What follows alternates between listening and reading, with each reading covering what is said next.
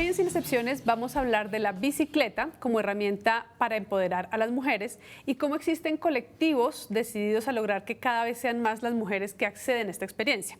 Para esto nos acompañan en la mesa Natalia Spitia, fundadora de Niñas Sin Miedo. Hola Natalia, bienvenida a Sin Excepciones. Cara, muchas gracias por esta invitación. Muchas gracias por venir, me encanta tenerte en la mesa. Y por el otro lado nos acompaña también Eliana González, ella es periodista y creadora de Mamacitas en Bici. Buenas noches, bienvenida a Sin Excepciones. Buenas noches, muchas gracias también por la invitación. Bueno, lo que ustedes hacen me parece súper innovador, la verdad. Cuando me entré en contacto con el trabajo de ustedes quedé muy plop, porque hago parte de esa cantidad de gente que no ve el poder que puede tener la bicicleta en la vida de las mujeres y en el espacio público, y un montón de temas que espero podamos poner sobre la mesa. Pero me gustaría empezar conociendo la experiencia personal de ustedes. ¿Cómo fue que decidieron ponerse en este plan de empoderar a las mujeres con bicicleta? Empecemos por ti, Natalia. Perfecto, bueno, pues yo soy sobreviviente de un intento de abuso sexual en el espacio público cuando vivía en Buenos Aires. Ya cuando volví a mi vida en Bogotá, sufrí ataques de pánico ante el acoso callejero en la calle, las calles de Bogotá, y alguien me sugirió aprender a montar bici porque yo ya a mis 28 años nunca había aprendido. Aprendí a mis 28 años a montar en bici y cuando empecé a usar la bici de la casa al trabajo, mis ataques de pánico se fueron. Entonces eso fue pues una experiencia que transformó y me empezó a dar la curiosidad de ¿será que la bici ha hecho tanto en la vida de las mujeres como en la mía? Me puse a investigar, encontré muchos proyectos y decidí hacer mi versión colombiana y crear Niñas Sin Miedo, que a través de la bicicleta iba a prevenir violencias basadas en género y embarazo no deseado en niñas y adolescentes. Que esa es una arista todavía más interesante y ahorita la vamos a retomar. ¿Cómo fue tu experiencia? Bueno, yo creo que la bicicleta llegó a mí en varios momentos de la vida, siempre la usé, pero una de las razones por la que la usaba en la adolescencia era porque mi familia hacía mucho trabajo comunitario a través del microfútbol y íbamos a todas las escenas deportivas en bicicleta. Y entonces esa escena deportiva se acabó cuando asesinan a mi tío que jugaba micro en un partido. Entonces la herramienta que para mí era un medio de transporte se convierte en una herramienta de duelo porque empiezo a ir al cementerio en bicicleta. Entonces ese es como el primer acercamiento que tengo con la bicicleta. Y luego cuando soy mamá, porque fui mamá joven a los 18 años, empecé a tener un montón de problemas en el transporte público, temas de acoso, de violencia hacia mi maternidad al intentar usar el transporte público, y entonces me di cuenta que debía buscar una solución y la solución fue la bicicleta.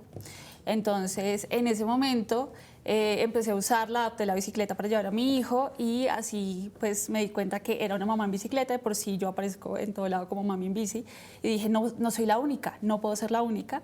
Entonces creé la Fundación Mamacitas en Bici, en la que trabajamos con madres por medio del uso de la bicicleta para que ellas recobren autonomía, tanto económica como socioemocional. Esa es una cosa que vale la pena aclarar.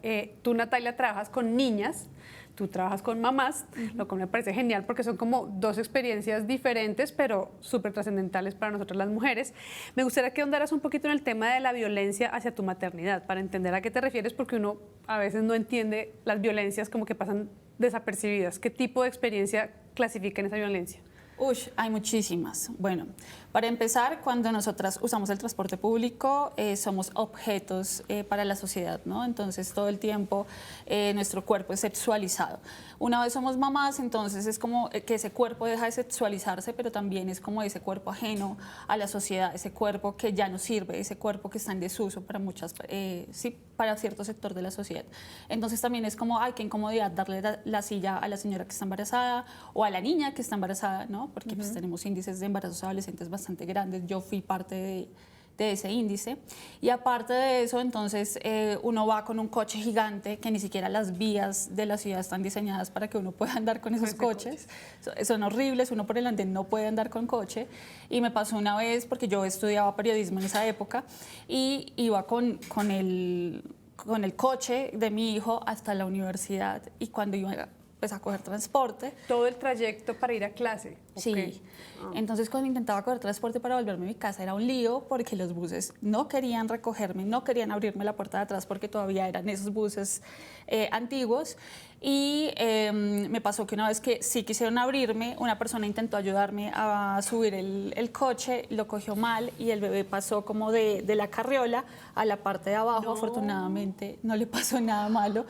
Pero obviamente yo creo que tanto el conductor como yo, como todas las personas que estábamos Pánico. ahí, fue como un momento de pánico porque era un bebé en riesgo, ¿no? Y después de eso nunca me quisieron volver a recoger.